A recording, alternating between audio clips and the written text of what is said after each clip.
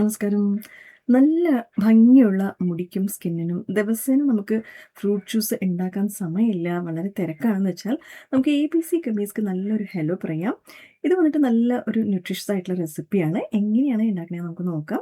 അതിനുവേണ്ടി ഞാൻ മിക്സി ജാറിലേക്ക് 1/2 കപ്പ് ആപ്പിള്, ക്യാരറ്റ്, ബീറ്റ്റൂട്ട് ചെറുതായി കട്ട് ചെയ്തിട്ട് ഇട്ട് കൊടുക്കുന്നുണ്ട്. എന്നിട്ട് ഞാൻ കുറച്ച് വെള്ളം ഒഴിച്ചിട്ട് ഇതുപോലെ ഒന്ന് സോഫ്റ്റായിട്ടൊന്ന് ബ്ലെൻഡ് ചെയ്തെടുക്കണം. എന്നിട്ട് നമുക്ക് അരിപ്പയിൽ വെച്ച് നമുക്കതിനൊന്ന് ഫിൽട്ടർ ചെയ്തെടുക്കാം. ചണ്ടി അല്ലെങ്കിൽ അതിൻ്റെ റെസിഡ്യൂ വന്നിട്ട് നമുക്ക് ഫേസ് മാസ്ക് ആയിട്ട് ഉപയോഗിക്കാം. കളയേണ്ട ആവശ്യമില്ല.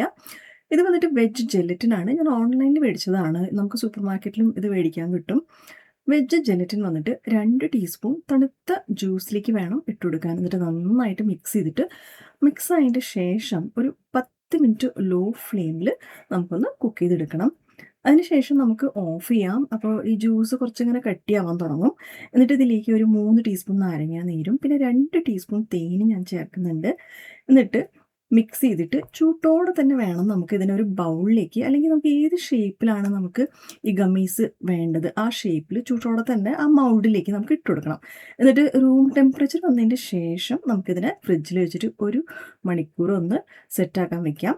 1 മണിക്കൂർ ആയതിന് ശേഷം ഞാനിവിടെ തുറന്ന് നോക്കുന്നത് നന്നായിട്ട് സെറ്റായി വന്നിട്ടുണ്ട്. ഇത് നമുക്ക് എടുക്കാൻ വളരെ എളുപ്പമാണ്. നമുക്കിതിനെ ജസ്റ്റ് ഒന്നിങ്ങനെ കമത്തിയിട്ട് ഒരു വുഡൻ ബോളിലേക്ക് കമത്തിയിട്ട് ഒന്ന് പതുക്കെ ഒന്ന് ടാപ്പ് ചെയ്ത് കൊടുത്താൽ മതി. അപ്പോൾ എളുപ്പത്തിൽ തന്നെ നമുക്കത് ആ ബൗളിൽ നിന്ന് എടുക്കാൻ പറ്റുന്നതായിരിക്കും. എന്നിട്ട് നമുക്ക് ഇഷ്ടമുള്ള ഷേപ്പിൽ നമുക്കതിനെ കട്ട് ചെയ്തെടുക്കാം. അപ്പോൾ നമ്മുടെ ടേസ്റ്റി ആയിട്ടുള്ള എ-ബി-സി ഗമ്മീസ് ഇവിടെ റെഡി ആയിട്ടുണ്ട്. ഇത് നമുക്കൊരാഴ്ച നല്ല എയർ ടൈറ്റ് ഗ്ലാസ് ജാറിൽ ഫ്രിഡ്ജിൽ നമുക്ക് സ്റ്റോർ ചെയ്തെടുത്ത് വയ്ക്കാം. അപ്പോൾ ഈ റെസിപ്പി ഉണ്ടാക്കുമ്പോൾ പ്രത്യേകം ശ്രദ്ധിക്കേണ്ട ടിപ്സ് എന്തൊക്കെയാണെന്ന് വെച്ചാൽ, നമ്മൾ ഈ ജെലറ്റിൻ വന്നിട്ട് തണുത്ത ജ്യൂസിൽ വേണം നമുക്കതിനെ ഇട്ടിട്ട് മിക്സ് ചെയ്യാൻ. എന്നിട്ട് അതിന് ശേഷം വേണം നമുക്കതിനെ കുക്ക് ചെയ്യാൻ.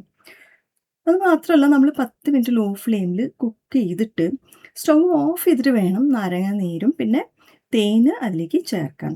പിന്നെ ചൂട്ടോടെ തന്നെ നമുക്ക് ഏത് ഷേപ്പിലാണ് വേണ്ടത് ആ മൗൾഡിലേക്ക് ഒഴിച്ചു കൊടുക്കണം. അല്ലെങ്കിൽ അത് ഇങ്ങനെ കട്ടിയാവാൻ സ്റ്റാർട്ടാവും.